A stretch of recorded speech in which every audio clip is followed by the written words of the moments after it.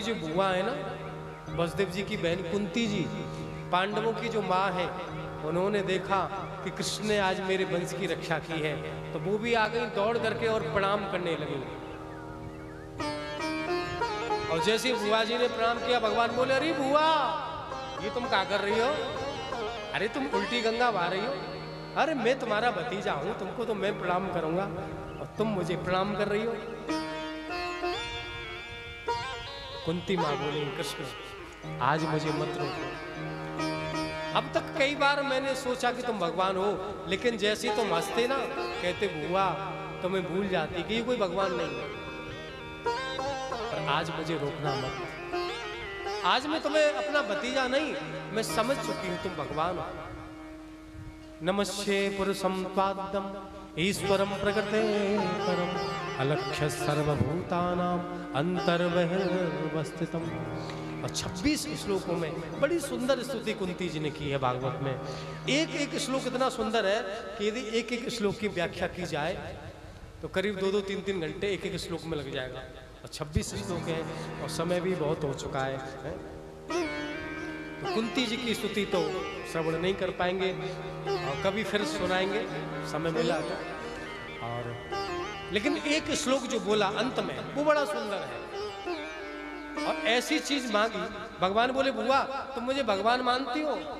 बोले हाँ। तो बोले, यदि मुझे भगवान मान रही हो तो ठीक है, तुम मुझसे वरदान मांग लो, तुम्हें क्या चाहिए? बोले, देना चाहते हो? बोले हाँ। तो बोले, ठीक है महाराज, मुझे एक चीज दे दो। क्या चाहिए? तो देखो, कुंती जी ने जो मांगा, ऐसी वस्तु मांगी जो कोई नहीं मांगता। क्या मांगा? विपतः सन्तुना शश्वत यत्र तत्र जगत गुरु भवतो दर्शनम यस्यात् अपुनर्भव दर्शनः। हे कृष्ण, संसार में जितनी भी विपत्ति हैं, जितने भी दुख हैं, सब आप मुझको दे दो। भगवान ने बोले, बुआ अब तक तुमने दुखी दुख तो देखा है, सुख तो देखा ही नहीं। आज तुम्हारे जीवन में सुख आया, तुम कहती हो कि दुख दे दो, दुख मांग रही हो। बोले, कृष्ण अब तक जीवन में दुख था, पूरे जीवन में दुखी तो भोगा, तो तुम मेरे साथ खड़े रहे, आज मेरे जीवन में सुख आया तो तुम मुझसे दूर जा रहे हो। यदि सुख मिलने से तुम दूर हो जाओ तो ऐसा सुख मुझे नहीं चाहिए। चूल्हे में जाए ऐसा सुख, भाड़ में जाए, भट्टी में जाए, मुझे नहीं चाहिए ऐसा सुख। बा सुख के माथे सिल परे, जो हरि हृदय सो जाए, बलहारी वा दुख की, जो पल पल नाम जपा। मुझे नहीं चाहिए ऐसा सुख जिससे आप दूर हो जाओ। मुझे तो वो दुख ही अच्छा है कि उस दुख में आपका स्मरण तो होता है, आपका नाम जप तो होता है।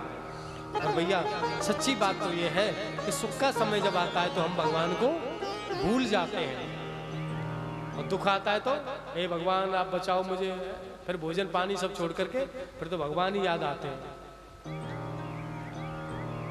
करते हो कि नहीं? सुख में याद करते हो कि दुख में? बोलो ना।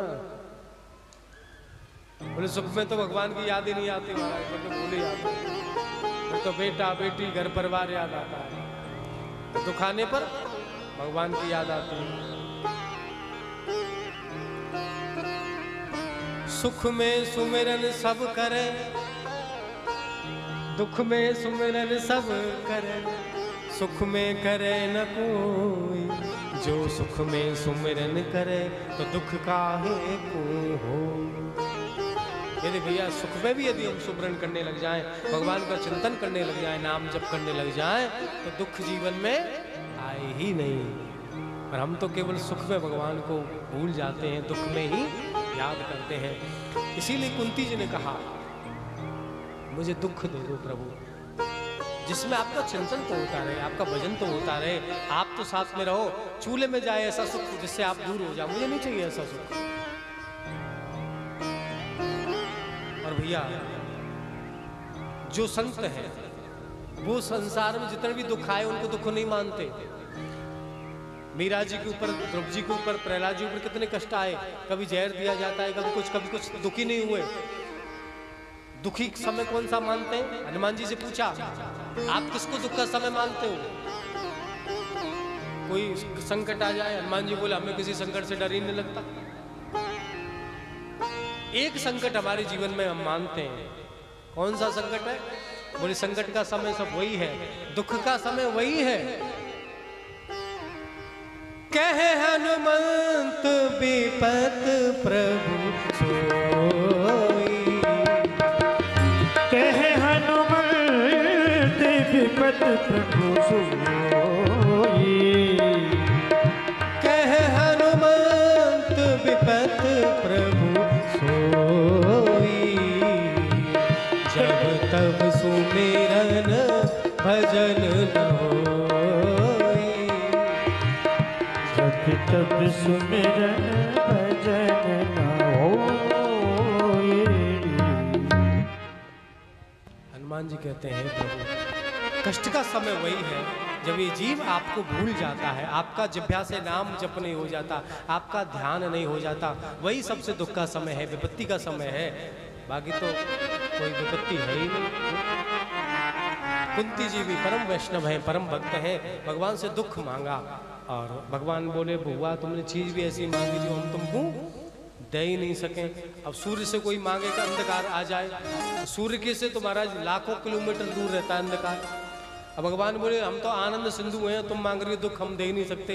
तो भगवान वहीं रुक गए। कुछ दिन भगवान ने निवास किया।